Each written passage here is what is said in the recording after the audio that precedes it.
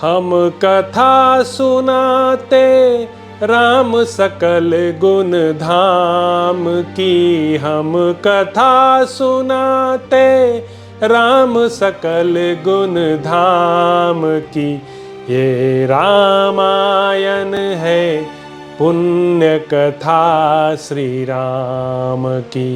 ये रामायण है पुण्य कथा श्री राम की। जम्बूदीपे भरत खंडे आर्यावर्ते भारतवर्षे एक नगरी है विख्यात अयोध्या नाम की। यह जन्म भूमि है परम पूज्य श्री राम की। यह जन्म भूमि है परम पूज्य श्री राम की। यह रामायण है पुण्य कथा श्री राम की। यह रामायण है पुण्य कथा श्री राम की। श्रीमद् वाल्मीकि रामायण। श्री सीतारामचंद्राभ्या नमः। श्रीमद् वाल्मीकि रामायण उत्तरकांड 70वां सर्ग। देवताओं से वरदान पा शत्रुघ्न का मथुरापुरी को बसाकर 12वें वर्ष में वहां से श्रीराम के पास जाने का विचार करना। लवणासुर के मारे जाने पर इंद्र और अग्नि आदि देवता आकर शत्रुओं को संताप देने वाले शत्रुघ्न से अत्यंत मधुर वाणी में बोले, वत्स, सौभाग्य की बात है कि तुम्हें विजय प्राप्त हुई और लवणासुर मारा गया। उत्तम व्रत का पालन करने वाले पुरुष सिंह, तुम वर मांगो। महाबाहो, हम सब लोग तुम्हें वर देने के लिए यहां आए हैं। हम तुम्हारी विजय चाहते थे। हमारा दर्शन अमोघ है, अतएव तुम कोई वर मांगो। देवताओं का यह वचन सुनकर मन को वश में रखने वाले शूरवीर महाबाहु शत्रुघ्न मस्तक पर अंजलि बांधकर इस प्रकार बोले, देवताओं, यह देव निर्मित रमणीय मधुपुरी शीघ्र ही मनोहर राजधानी के रूप में बस जाए, यही मेरे लिए श्रेष्ठ वर है। तब देवताओं ने उन रघुकुलंदन शत्रुघ्न से प्रसन्न होकर कहा, बहुत अच्छा, ऐसा ही हो। यह रमणीय पुरीनी संदेह शूरवीरों की सेना से संपन्न हो जाएगी। ऐसा कहकर महामनस्वी देवता उस समय स्वर्ग को चले गए। महातेजस्वी शत्रुघ्न ने भी गंगातट से अपनी उस सेना को बुलवाया। शत्रुघ्न जी का आदेश पाकर वह सेना शीघ्र चली आई। शत्रुघ्न ने श्रावण मास से उस पुरी को बसाना आरंभ किया। तब से 12वें वर्ष तक वह पुरी तथा यह शूरसेन जनपद पूर्ण रूप से बस गया। वहां कहीं किसी से भय नहीं था। वह देश दिव्य सुख सुविधाओं से संपन्न था। यहां के खेत खेती से हरे भरे हो गए। इंद्र वहां समय पर वर्षा करने लगे। शत्रुघ्न जी के बाहुबल से सुरक्षित मधुपुरी निरोग तथा वीर पुरुषों से भरी थी। यह पुरी यमुना के तट पर अर्धचंद्राकार बसी थी और अनेकानेक सुंदर गृहों, चौराहों, बाजारों तथा गलियों से सुशोभित होती थी। उसमें चारों वर्णों के लोग निवास करते थे तथा नाना प्रकार के वाणिज्य व्यवसाय उसकी शोभा बढ़ाते थे। पूर्व काल में लवणासुर ने जिन विशाल गृहों का निर्माण कराया था, उनमें सफेदी कराकर उन्हें नाना प्रकार के चित्रों से सुसज्जित करके शत्रुघ्न जी उनकी शोभा बढ़ाने लगे। अनेकानेक उद्यान और विहार स्थल सब ओर से उस पुरी को सुशोभित करते थे। देवताओं और मनुष्यों से संबंध रखने वाले अन्य शोभनीय पदार्थ भी उस नगरी की शोभा वृद्धि करते थे। नाना प्रकार की क्रय विक्रय योग्य वस्तुओं से सुशोभित वह दिव्यपुरी अनेकानेक देशों से आए हुए वणिकजनों से शोभा पा रही थी। उसे पूर्णत समृद्धिशालिनी देख सफल मनोरथ हुए भरतानुज शत्रुघ्न अत्यंत प्रसन्न होकर बड़े हर्ष का अनुभव करने लगे। मथुरापुरी को बसाकर उनके मन में यह विचार उत्पन्न हुआ कि अयोध्या से आए 12वां वर्ष हो गया, अब मुझे वहां चलकर श्रीरामचंद्र जी के चरणारविंदों का दर्शन करना चाहिए। इस प्रकार नाना प्रकार के मनुष्यों से भरी हुई उस देवपुरी के समान मनोहर मथुरापुरी को बसाकर रघुवंश की वृद्धि करने वाले राजा शत्रुघ्न ने श्री रघुनाथ जी के चरणों के दर्शन का विचार किया। 71वां सर्ग। शत्रुघ्न का थोड़े से सैनिकों के साथ अयोध्या को प्रस्थान। मार्ग में वाल्मीकि के आश्रम में रामचरित का गान सुनकर उन सबका आश्चर्यचकित होना। तदंतर 12वें वर्ष में थोड़े से सेवकों और सैनिकों को साथ ले शत्रुघ्न ने श्रीराम पालित अयोध्या को जाने का विचार किया। अतः अपने मुख्य मंत्रियों तथा सेनापतियों को लौटाकर पुरी की रक्षा के लिए वहीं छोड़कर वे अच्छे घोड़े वाले 100 रथ साथ ले अयोध्या की ओर चल पड़े। महायशस्वी रघुकुलंदन शत्रुघ्न यात्रा करने के पश्चात मार्ग में 7-8 परिगणित स्थानों पर पड़ाव डालते हुए वाल्मीकि मुनि के आश्रम पर जा पहुंचे और रात में वहीं ठहरे। उन पुरुष प्रवर रघुवीर ने वाल्मीकि जी के चरणों में प्रणाम करके उनके हाथ से पाद्य और अर्घ्य आदि आतिथ्य सत्कार की सामग्री ग्रहण की। वहां महर्षि वाल्मीकि ने महात्मा शत्रुघ्न को सुनाने के लिए भांति भांति की सहस्रों सुमधुर कथाएं कहीं। फिर वे लवणवध विषय में बोले, लवणासुर को मारकर तुमने अत्यंत दुष्कर कर्म किया है। सौम्य महाबाहो, लवणासुर के साथ युद्ध करके बहुत से महाबली भूपाल सेना और सवारियों सहित मारे गए हैं। पुरुष श्रेष्ठ, वही पापी लवणासुर तुम्हारे द्वारा अनायास ही मार डाला गया। उसके कारण जगत में जो भय छा गया था वह तुम्हारे तेज से शांत हो गया। रावण का घोर वध महान प्रयत्न से किया गया था, परंतु यह महान कर्म तुमने बिना यत्न के ही सिद्ध कर दिया। लवणासुर के मारे जाने से देवताओं को बड़ी प्रसन्नता हुई है। तुमने समस्त प्राणियों और सारे जगत का प्रिय कार्य किया है। नरश्रेष्ठ, मैं इंद्र की सभा में बैठा था। जब वह विमानाकार सभा युद्ध देखने के लिए आई, तब वहीं बैठे बैठे मैंने भी तुम्हारे और लवण के युद्ध को भली भांति देखा था। शत्रुघ्न, मेरे हृदय में भी तुम्हारे लिए बड़ा प्रेम है, अतः मैं तुम्हारा मस्तक सूंघूंगा। यही स्नेह की पराकाष्ठा है। ऐसा कहकर परम बुद्धिमान वाल्मीकि ने शत्रुघ्न का मस्तक सूंघा और उनका तथा उनके साथियों का आतिथ्य सत्कार किया। नरश्रेष्ठ शत्रुघ्न ने भोजन किया और उस समय श्री रामचंद्र जी के चरित्र का क्रमशः वर्णन सुना, जो गीत की मधुरता के कारण बड़ा ही प्रिय एवं उत्तम जान पड़ता था। उस वेला में उन्हें जो रामचरित सुनने को मिला वह पहले ही काव्यबद्ध कर लिया गया था। वह काव्यगान वीणा की लय के साथ हो रहा था। हृदय, कंठ और मूर्धा, इन 3 स्थानों में मंद्र, मध्यम और तार स्वर के भेद से उच्चारित हो रहा था। संस्कृत भाषा में निर्मित होकर व्याकरण, छंद, काव्य और संगीत शास्त्र के लक्षणों से संपन्न था और गानोचित ताल के साथ गाया गया था। उस काव्य के सभी अक्षर एवं वाक्य सच्ची घटना का प्रतिपादन करते थे और पहले जो वृत्तांत घटित हो चुके थे उनका यथार्थ परिचय दे रहे थे। वह अद्भुत काव्यगान सुनकर पुरुष सिंह शत्रुघ्न मूर्छित से हो गए। उनके नेत्रों से आंसुओं की धारा बहने लगी। वे 2 घड़ी तक अचेत से होकर बारंबार लंबी सांस खींचते रहे। उस गान में उन्होंने बीती हुई बातों को वर्तमान की भांति सुना। राजा शत्रुघ्न के जो साथी थे वे भी उस गीत संपत्ति को सुनकर दीन और नतमस्तक हो बोले, यह तो बड़े आश्चर्य की बात है। शत्रुघ्न के जो सैनिक वहां मौजूद थे वे परस्पर कहने लगे, यह क्या बात है? हम लोग कहां हैं? यह कोई स्वप्न तो नहीं देख रहे हैं। जिन बातों को हम पहले देख चुके हैं उन्हीं को इस आश्रम पर ज्यों की त्यों सुन रहे हैं। क्या इस उत्तम गीत बंद को हम लोग स्वप्न में सुन रहे हैं? फिर अत्यंत विस्मय में पड़कर वे शत्रुघ्न से बोले, नरश्रेष्ठ, आप इस विषय में मुनिवर वाल्मीकि जी से भली भांति पूछें। शत्रुघ्न ने कौतूहल में भरे हुए उन सब सैनिकों से कहा, मुनि के इस आश्रम में ऐसी अनेक आश्चर्यजनक घटनाएं होती रहती हैं। उनके विषय में उनसे कुछ पूछताछ करना हमारे लिए उचित नहीं है। कौतूहलवश महामुनि वाल्मीकि से इन बातों के विषय में जानना या पूछना उचित न होगा। अपने सैनिकों से ऐसा कहकर रघुकुलंदन शत्रुघ्न महर्षि को प्रणाम करके अपने खेमे में चले गए। 72वां सर्ग। वाल्मीकि जी से विदा लेकर शत्रुघ्न जी का अयोध्या में जाकर श्रीराम आदि से मिलना और 7 दिनों तक वहां रहकर पुनः मधुपुरी को प्रस्थान करना। सोते समय पुरुष सिंह शत्रुघ्न उस उत्तम श्रीरामचरित्र संबंधी गान के विषय में अनेक प्रकार की बातें सोचते रहे। इसलिए रात में उन्हें बहुत देर तक नींद नहीं आई। वीणा के लय के साथ उस रामचरित गान का सुमधुर शब्द सुनकर महात्मा शत्रुघ्न की शेष रात बहुत जल्दी बीत गई। जब प्रातःकाल आया तब नित्य कर्म करके शत्रुघ्न ने हाथ जोड़कर मुनिवर वाल्मीकि से कहा, भगवन, अब मैं रघुकुलंदन श्री रघुनाथ जी का दर्शन करना चाहता हूं। यदि आपकी आज्ञा हो तो कठोर व्रत का पालन करने वाले इन साथियों के साथ मेरी अयोध्या जाने की इच्छा है।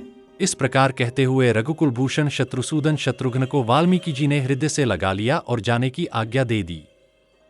शत्रुघ्न श्री रघुनाथ जी के दर्शन के लिए उत्कंठित थे। अतः मुनिश्रेष्ठ वाल्मीकि को प्रणाम करके वे एक सुंदर दीप्तिमान रथ पर आरूढ़ हो तुरंत अयोध्या की ओर चल दिए।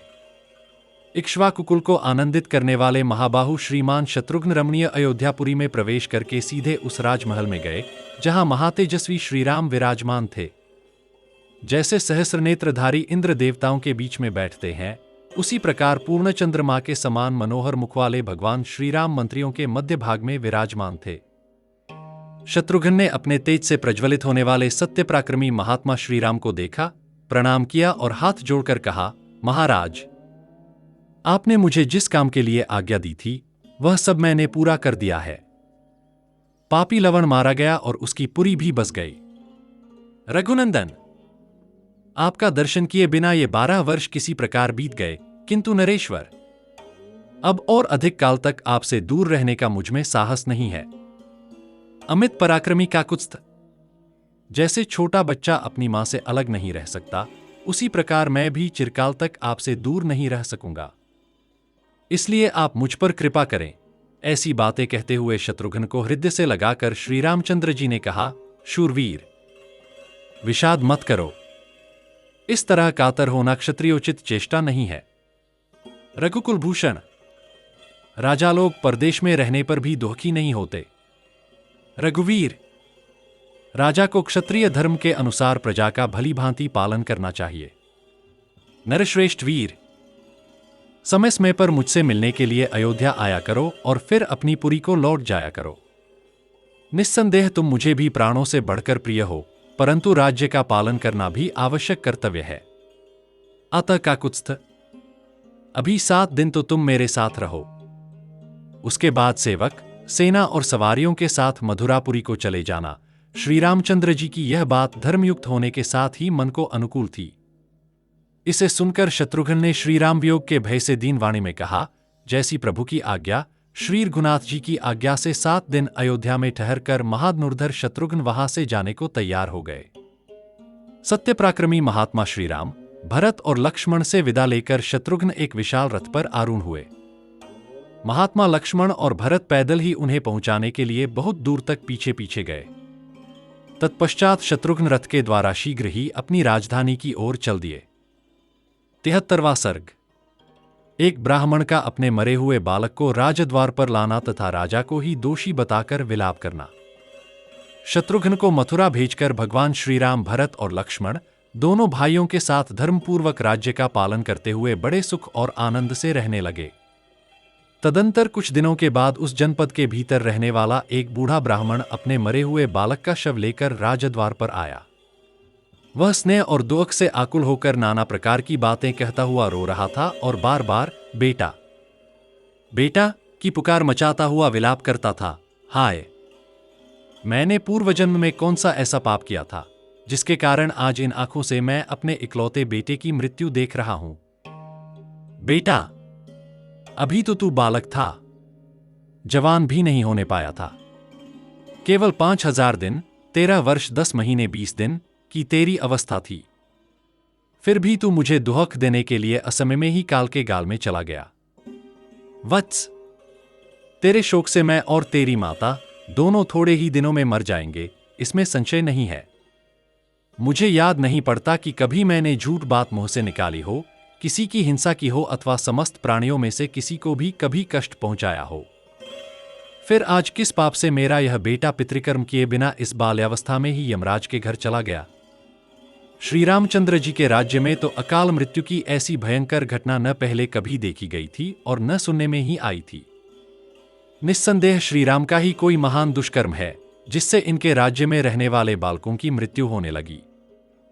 दूसरे राज्य में रहने वाले बालकों को मृत्यु से भय नहीं है।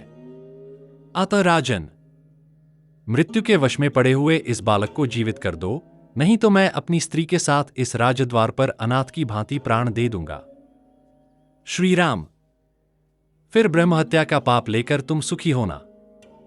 महाबली नरेश, हम तुम्हारे राज्य में बड़े सुख से रहे हैं, इसलिए तुम अपने भाइयों के साथ दीर्घजीवी होगे।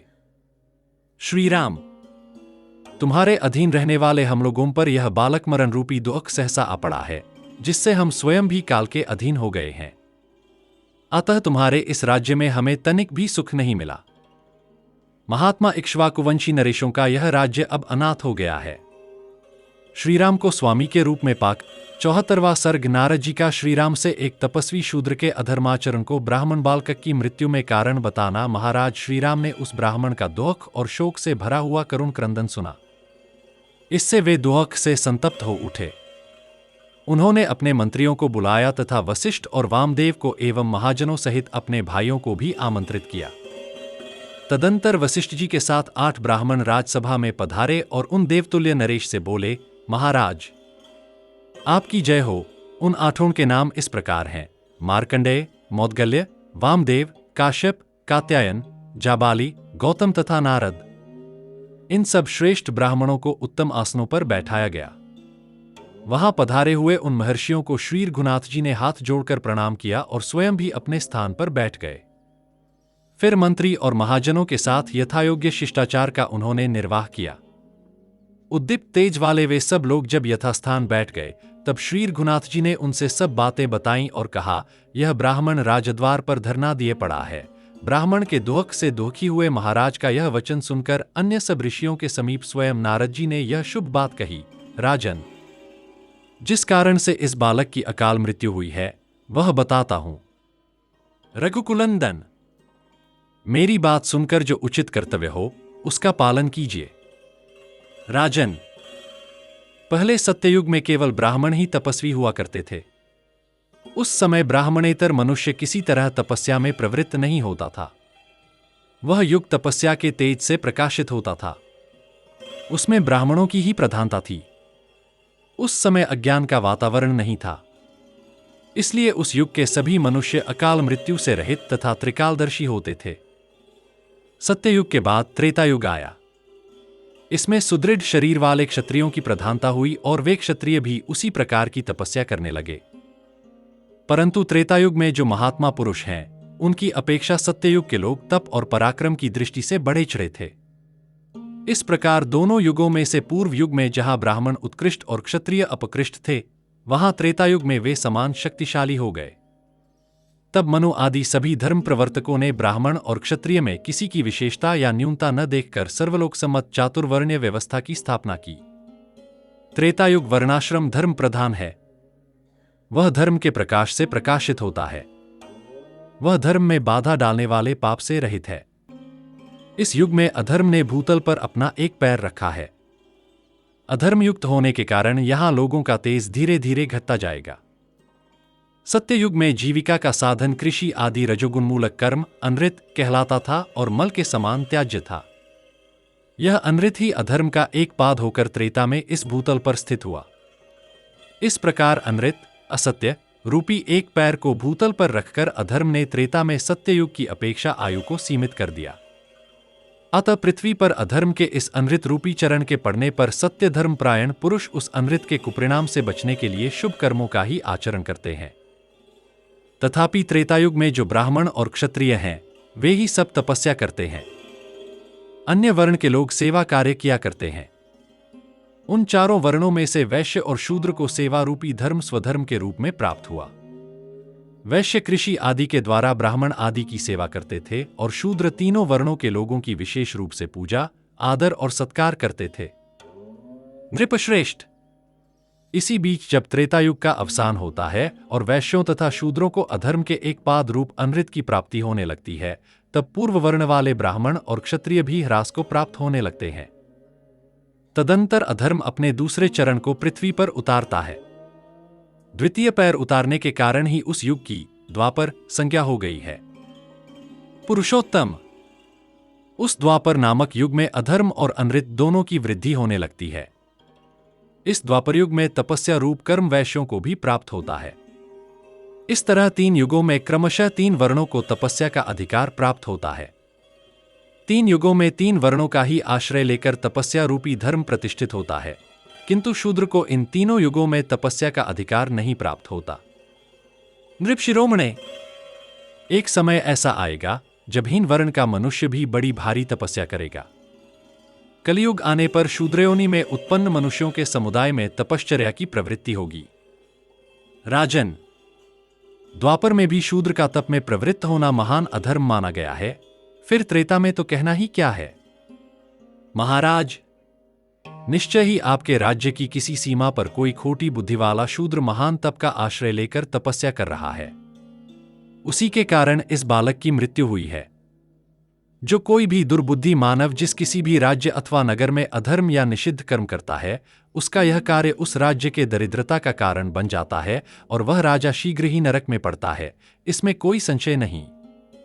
इसी प्रकार जो राजा धर्मपूर्वक प्रजा का पालन करता है, वह प्रजा के वेदाध्ययन, तप और शुभ कर्मों के पुण्य का छठा भाग प्राप्त कर लेता है। पुरुष सिंह, जो प्रजा के शुभ कर्मों के छठे भाग का उपभोक्ता है, वह प्रजा की रक्षा कैसे नहीं करेगा? अतः आप अपने राज्य में खोज कीजिए और जहां कोई दुष्कर्म दिखाई दे, उसके रोकने का प्रयत्न कीजिए।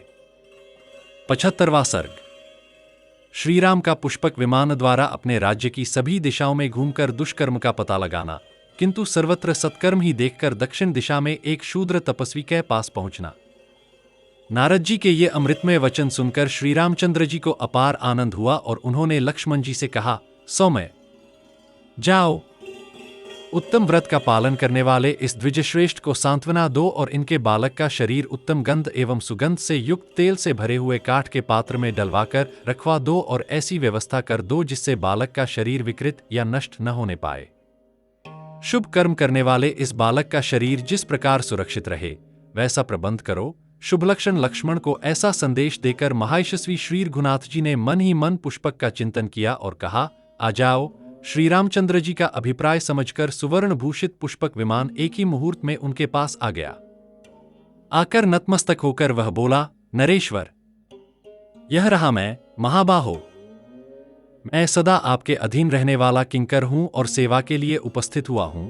पुष्पक विमान का यह मनोहर वचन सुनकर महाराज श्रीराम महर्षियों को प्रणाम करके उस विमान पर आरूढ़ हुए।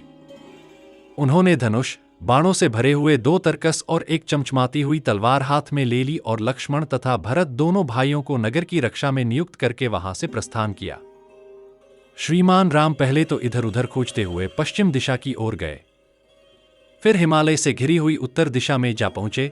नरश्रेष्ठ, ऐसा करने से धर्म की वृद्धि होगी और मनुष्यों की आयु बढ़ेगी, साथ ही इस बालक को भी नया जीवन प्राप्त होगा। जब उन दोनों दिशाओं में कहीं थोड़ा सा भी दुष्कर्म नहीं दिखाई दिया, तब नरेश्वर श्रीराम ने समूची पूर्व दिशा का भी निरीक्षण किया। पुष्पक पर बैठे हुए महाबाहु राजा श्रीराम ने वहां भी शुद्ध सदाचार का पालन होता देखा। वह दिशा भी दर्पण के समान निर्मल दिखाई दी। तब राजर्षिनंदन रघुनाथ जी दक्षिण दिशा की ओर गए। वहां शैवल पर्वत के उत्तर भाग में उन्हें एक महान सरोवर दिखाई दिया। उस सरोवर के तट पर एक तपस्वी बड़ी भारी तपस्या कर रहा था। वह नीचे को मुख किए लटका हुआ था। रघुकुलंदन श्रीराम ने उसे देखा। देखकर राजा श्री रघुनाथ जी उग्र तपस्या करते हुए उस तपस्वी के पास आए और बोले, उत्तम व्रत का पालन करने वाले तापस, तुम धन्य हो। तपस्या में बढ़े चढ़े सुदृढ़ पराक्रमी पुरुष, तुम किस जाति में उत्पन्न हुए हो? ऐ दशरथ कुमार राम, तुम्हारा परिचय जानने के कौतूहल से ये बातें पूछ रहा हूं। तुम्हें किस वस्तु को पाने की इच्छा है? तपस्या द्वारा संतुष्ट हुए इष्ट देवता से वर के रूप में तुम क्या पाना चाहते हो? स्वर्ग या दूसरी कोई वस्तु? कौन सा ऐसा पदार्थ है जिसके लिए तुम ऐसी कठोर तपस्या करते हो, जो दूसरों के लिए दुष्कर है? तापस, जिस वस्तु के लिए तुम तपस्या में लगे हुए हो, उसे मैं सुनना चाहता हूं। इसके सिवा यह भी बताओ कि तुम ब्राह्मण हो या दुर्जय क्षत्रिय, तीसरे वर्ण के वैश्य हो अथवा शूद्र। तुम्हारा भला हो, ठीक ठीक बताना। महाराज श्रीराम के इस प्रकार पूछने पर नीचे सिर किए लटके हुए उस तपस्वी ने उन नृपश्रेष्ठ दशरथनंदन श्रीराम को अपनी जाति का परिचय दिया और जिस उद्देश्य से उसने तपस्या के लिए प्रयास किया था, वह भी बताया। 76वां सर्ग। श्रीराम के द्वारा शंभुक का वध, देवताओं द्वारा उनकी प्रशंसा, अगस्त्याश्रम पर महर्षि अगस्त्य के द्वारा उनका सत्कार और उनके लिए आभूषण दान। क्लेश रहित कर्म करने वाले भगवान राम का यह वचन सुनकर नीचे मस्तक किए लटका हुआ वह तथाकथित तपस्वी इस प्रकार बोला, महायशस्वी श्री राम, मैं शूद्रयोनि में उत्पन्न हुआ हूं और सदैव स्वर्गलोक में जाकर देवत्व प्राप्त करना चाहता हूं, इसीलिए ऐसा उग्र तप कर रहा हूं। ककुत्स्थ कुलभूषण श्री राम, मैं झूठ नहीं बोलता। देवलोक पर विजय पाने की इच्छा से ही तपस्या में लगा हूं। आप मुझे शूद्र समझिए। मेरा नाम शंबूक है। वह इस प्रकार कह ही रहा था कि श्री रामचंद्र जी ने म्यान से चमचमाती हुई तलवार खींची और उसी से उसका सिर काट लिया। उस शूद्र का वध होते ही इंद्र और अग्नि सहित संपूर्ण देवता बहुत ठीक कहकर भगवान श्रीराम की बारंबार प्रशंसा करने लगे। उस समय उनके ऊपर सब ओर से वायु देवता द्वारा बिखेरे गए दिव्य एवं परम सुगंधित पुष्पों की बड़ी भारी वर्षा होने लगी। ये सब देवता अत्यंत प्रसन्न होकर सत्य पराक्रमी श्रीराम से बोले, देव महामते, आपने यह देवताओं का ही कार्य संपन्न किया है। शत्रुओं का दमन करने वाले रघुकुलंदन सौम्य श्रीराम, आपके इस सत्कर्म से ही यह शूद्र सशरीर स्वर्गलोक में नहीं जा सका है। अतः आप जो वर चाहे मांग लें। देवताओं का यह वचन सुनकर सत्य पराक्रमी श्रीराम ने दोनों हाथ जोड़ सहस्रनेत्रधारी देवराज इंद्र से कहा, यदि देवता मुझ पर प्रसन्न है तो वह ब्राह्मण पुत्र जीवित हो जाए। यही मेरे लिए सबसे उत्तम और अभीष्ट वर है। मेरे ही किसी अपराध से ब्राह्मण का वह इकलौता बालक असमय में ही काल के गाल में चला गया है। मैंने ब्राह्मण के सामने यह प्रतिज्ञा की है कि मैं आपके पुत्र को जीवित कर दूंगा। अतः आप लोगों का कल्याण हो। आप उस ब्राह्मण बालक को जीवित कर दें। मेरी बात को झूठी न करें। श्री रघुनाथ जी की यह बात सुनकर वे विभुत शिरोमणि देवता उनसे प्रसन्नतापूर्वक बोले, ककुत्स्थकुलभूषण, आप संतुष्ट हों। वह बालक आज फिर जीवित हो गया और अपने भाई बंधुओं से जा मिला। ककुत्स्थ, आपने जिस मुहूर्त में इस शूद्र को धराशायी किया है, उसी मुहूर्त में वह बालक जी उठा है। नरश्रेष्ठ, आपका कल्याण हो, भला हो। अब हम अगस्त्याश्रम को जा रहे हैं। रघुनंदन, हम महर्षि अगस्त्य का दर्शन करना चाहते हैं। उन्हें जलशय्या लिए पूरे 12 वर्ष बीत चुके हैं। अब उन महातेजस्वी ब्रह्मर्षि की वह जलशयन संबंधी व्रत की दीक्षा समाप्त हुई है। रघुनंदन, इसीलिए हम लोग उन महर्षि का अभिनंदन करने के लिए जाएंगे। आपका कल्याण हो। आप भी उन मुनिश्रेष्ठ का दर्शन करने के लिए चलिए। तब बहुत अच्छा कहकर रघुकुलंदन श्रीराम देवताओं के सामने वहां जाने की प्रतिज्ञा करके उस सुवर्णभूषित पुष्पक विमान पर चढ़े। तत्पश्चात देवता बहुसंख्यक विमानों पर आरूढ़ हो वहां से प्रस्थित हुए। फिर श्रीराम भी उन्हीं के साथ शीघ्रतापूर्वक कुंभज ऋषि के तपोवन को चल दिए। देवताओं को आया देख तपस्या की निधि धर्मात्मा अगस्त्य ने उन सबकी समान रूप से पूजा की। उनकी पूजा ग्रहण करके उन महामुनि का अभिनंदन कर वे सब देवता अनुचरों सहित बड़े हर्ष के साथ स्वर्ग को चले गए। उनके चले जाने पर श्री रघुनाथ जी ने पुष्पक विमान से उतरकर मुनिश्रेष्ठ अगस्त्य को प्रणाम किया। अपने तेज से प्रज्वलित से होने वाले महात्मा अगस्त्य का अभिवादन करके उनसे उत्तम आतिथ्य पाकर नरेश्वर श्रीराम आसन पर बैठे। उस समय महातेजस्वी महातपस्वी कुंभज मुनि ने कहा, नरश्रेष्ठ रघुनंदन, आपका स्वागत है। आप यहां पधारे, यह मेरे लिए बड़े सौभाग्य की बात है। महाराज श्रीराम, बहुत से उत्तम गुणों के कारण आपके लिए मेरे हृदय में बड़ा सम्मान है। आप मेरे आदरणीय अतिथि हैं और सदा मेरे मन में बसे रहते हैं। देवता लोग कहते थे कि आप अधर्मपरायण शूद्र का वध करके आ रहे हैं तथा धर्म के बल से आपने ब्राह्मण के उस मरे हुए पुत्र को जीवित कर दिया है। रघुनंदन, आज रात को आप मेरे ही पास इस आश्रम में निवास कीजिए। कल सवेरे पुष्पक विमान द्वारा अपने नगर को जाइएगा। आप साक्षात श्रीमान नारायण हैं। सारा जगत आप में ही प्रतिष्ठित है और आप ही समस्त देवताओं के स्वामी तथा सनातन पुरुष हैं। सौम्य, यह विश्वकर्मा का बनाया हुआ दिव्य आभूषण है जो अपने दिव्य रूप और तेज से प्रकाशित हो रहा है। ककुत्स्थकुलभूषण रघुनंदन, आप इसे लीजिए और मेरा प्रिय कीजिए, क्योंकि किसी की दी हुई वस्तु का पुनः दान कर देने से महान फल की प्राप्ति बताई जाती है। इस आभूषण को धारण करने में केवल आप ही समर्थ हैं तथा बड़े से बड़े फलों की प्राप्ति कराने की शक्ति भी आप में ही है। आप इंद्र आदि देवताओं को भी तारने में समर्थ हैं, इसलिए नरेश्वर, यह भूषण भी मैं आपको ही दूंगा। आप इसे विधिपूर्वक ग्रहण करें।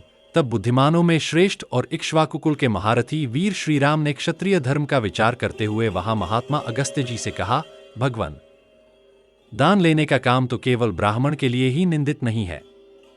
विप्रवर, क्षत्रियों के लिए तो प्रतिग्रह स्वीकार करना अत्यंत निंदित बताया गया है। फिर क्षत्रिय प्रतिग्रह, विशेषत ब्राह्मण का दिया हुआ दान, कैसे ले सकता है? यह बताने की कृपा करें। श्रीराम के इस प्रकार पूछने पर महर्षि अगस्त्य ने उत्तर दिया, रघुनंदन, पहले ब्रह्मस्वरूप सत्ययुग में सारी प्रजा बिना राजा के ही थी। आगे चलकर इंद्र देवताओं के राजा बनाए गए। तब सारी प्रजाएं देव देवेश्वर ब्रह्मा जी के पास राजा के लिए गईं और बोलीं, देव, आपने इंद्र को देवताओं के राजा के पद पर स्थापित किया है। इसी तरह हमारे लिए भी किसी श्रेष्ठ पुरुष को राजा बना दीजिए, जिसकी पूजा करके हम पाप रहित हो इस भूतल पर विचरें।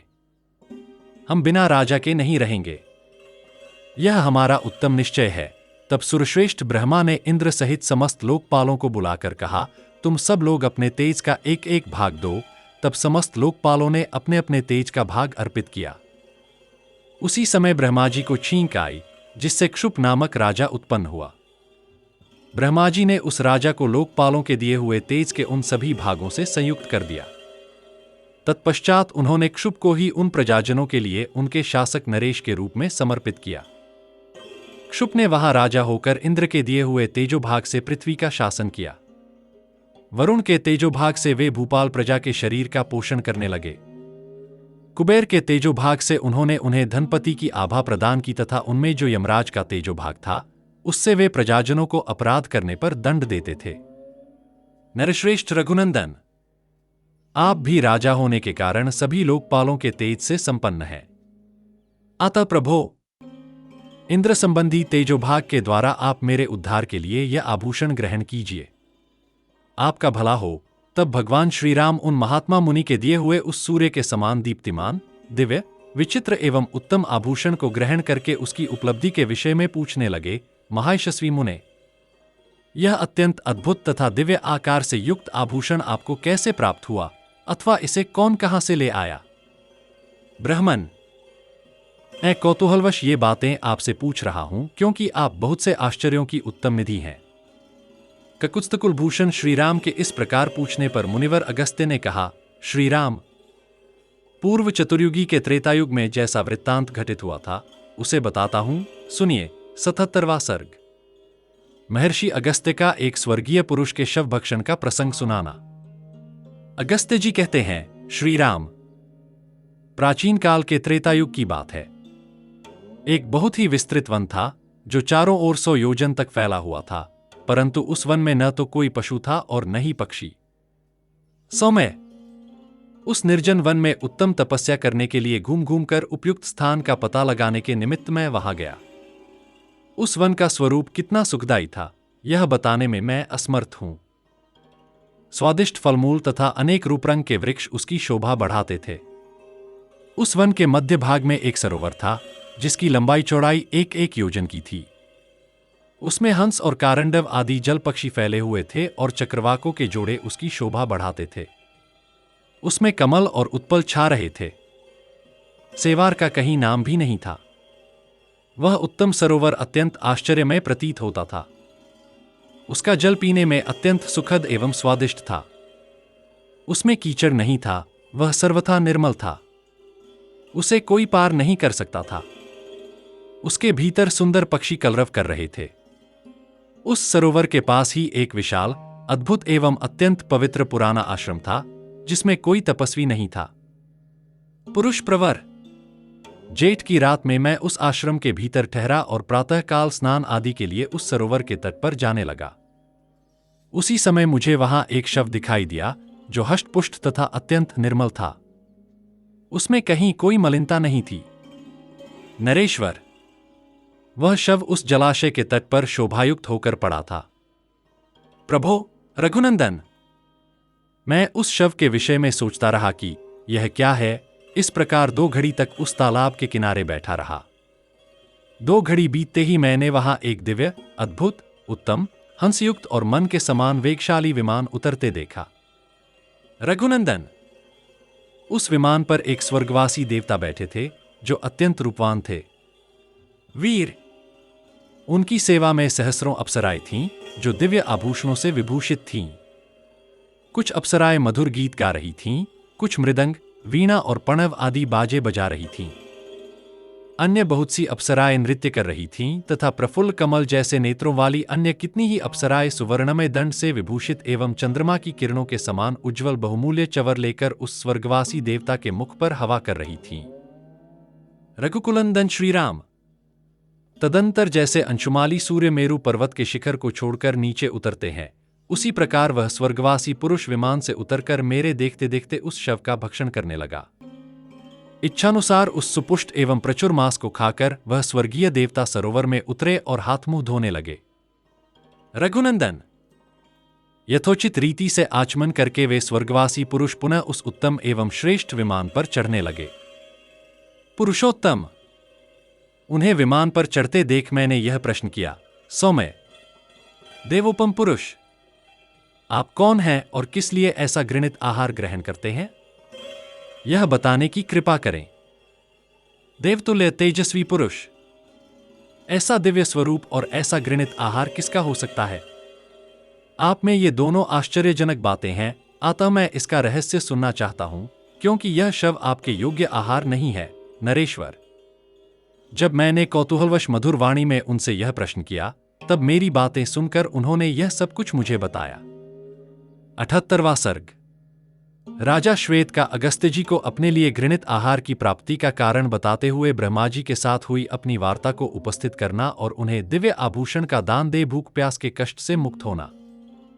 अगस्त्य जी कहते हैं, रघुकुलंदन राम, मेरी कही हुई बात सुनकर उस स्वर्गीय पुरुष ने हाथ जोड़कर उत्तर दिया, ब्राह्मण, आप जो कुछ पूछ रहे हैं वह मेरे सुख दुख का कारण है, जो पूर्वकाल में घटित हो चुका है, उसे सुनिए।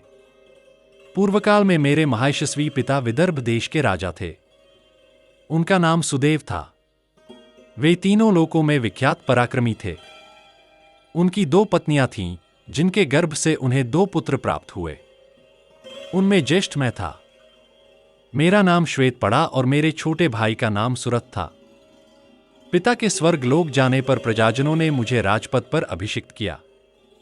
वहां मैंने परम सावधानी पूर्वक धर्मानुकूल राज्य का पालन किया। इस प्रकार धर्मपूर्वक प्रजापालन करते हुए मेरे 1 सहस्र वर्ष बीत गए। एक समय मुझे किसी निमित्त से अपनी आयु का ज्ञान हो गया। मृत्युतिथि स्मरण कर मैंने वन की ओर प्रस्थान किया। तब मैं इसी दुर्गम वन में आया, जिसमें न पशु थे और न पक्षी।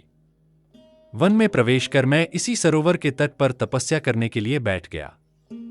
राज्य पर अपने भाई राजा सुरथ का अभिषेक कर मैंने इस सरोवर के समीप दीर्घकाल तक तपस्या की। इस विशाल वन में 3000 वर्षों तक अत्यंत दुष्कर तप करके मैं परम उत्तम ब्रह्मलोक को प्राप्त हुआ। ब्रह्मलोक में पहुंच जाने पर भी भूख और प्यास मुझे अत्यधिक कष्ट देने लगे। उससे मेरी सारी इंद्रियां व्यथित हो उठीं। एक दिन मैंने त्रिलोकी के स्वामी भगवान ब्रह्मा जी से कहा, भगवान, यह ब्रह्मलोक तो भूख प्यास से रहित है, किंतु यहां भी क्षुधा पिपासा मेरा पीछा नहीं छोड़ती। यह मेरे किस कर्म का परिणाम है? देव, मेरा आहार क्या है, यह बताइए। यह सुनकर ब्रह्मा जी ने कहा, सुदेवंदन, तुम मर्त्यलोक में स्थित अपने ही शरीर का सुस्वादु मांस प्रतिदिन खाया करो, यही तुम्हारा आहार है। श्वेत, तुमने उत्तम तप करते हुए केवल अपने शरीर का ही पोषण किया है। दानरूपी बीज बोए बिना कहीं कुछ भी उत्पन्न नहीं होता। तुमने देवताओं, पितरों एवं अतिथियों के लिए कभी कुछ दान नहीं किया। वत्स, इसीलिए ब्रह्मलोक में आकर भी भूख प्यास से पीड़ित हो रहे हो। नाना प्रकार के आहारों से पोषित तुम्हारा उत्तम शरीर अमृतरस युक्त है। उसी का भक्षण करने से तुम्हारी क्षुधा पिपासा शांत होगी। श्वेत, जब उस वन में दुर्धर्ष महर्षि अगस्त्य पधारेंगे, तब तुम इस कष्ट से छुटकारा पा जाओगे। वे देवताओं का भी उद्धार करने में समर्थ हैं, फिर तुम्हें क्यों न बचाएंगे, ब्रह्मर्षि। यह सुनकर मैंने अपने शरीर का ही घृणित आहार करना आरंभ किया। बहुत वर्षों से उपभोग में लाए जाने पर भी यह शरीर नष्ट नहीं होता और मुझे पूर्ण तृप्ति मिलती है। मुने, इस प्रकार मैं संकट में पड़ा हूं। अब आप मेरे दृष्टिपथ में आ गए हैं, अतः मेरा उद्धार कीजिए। आप ब्रह्मर्षि कुंभज के अतिरिक्त और कोई यहां नहीं आ सकता। आप मेरा कल्याण करें। मेरा उद्धार करने के लिए यह आभूषण ग्रहण कीजिए और अपनी कृपा प्रदान कीजिए। यह दिव्य आभूषण सुवर्ण, धन, वस्त्र, भक्ष्य, भोज्य तथा अन्य अनेक प्रकार के आभरण भी देता है। इस आभूषण के द्वारा मैं समस्त कामनाओं और भोगों को भी प्रदान करता हूं। भगवान, आप मेरे उद्धार के लिए कृपा करें। स्वर्गीय राजा श्वेत की यह दुख भरी वाणी सुनकर मैंने उनके उद्धार के लिए वह उत्तम आभूषण ले लिया। जो ही मैंने वह आभूषण ग्रहण किया, त्यों ही राजर्षि श्वेत का वह पूर्व शरीर अदृश्य हो गया। उस शरीर के अदृश्य हो जाने पर वे परमानंद से तृप्त होकर प्रसन्नतापूर्वक ब्रह्मलोक को चले गए। काकुत्स्थ, उन इंद्रतुल्य तेजस्वी राजा श्वेत ने भूख प्यास के निवारण के निमित्त यह दिव्य आभूषण मुझे प्रदान किया था। सकल गुण धाम की हम कथा सुनाते, राम सकल गुण धाम की ये रामायण है, पुण्य कथा श्री राम की ये रामायण है, पुण्य कथा श्री राम की। जम्बूदीपे भरत खंडे आर्यावर्ते, भारत वर्षे एक नगरी है विख्यात अयोध्या नाम की। यह जन्म भूमि है परम पूज्य श्री राम की। यह जन्म भूमि है परम पूज्य श्री राम की। यह रामायण है, पुण्य कथा श्री राम की। यह रामायण है, पुण्य कथा श्री राम की।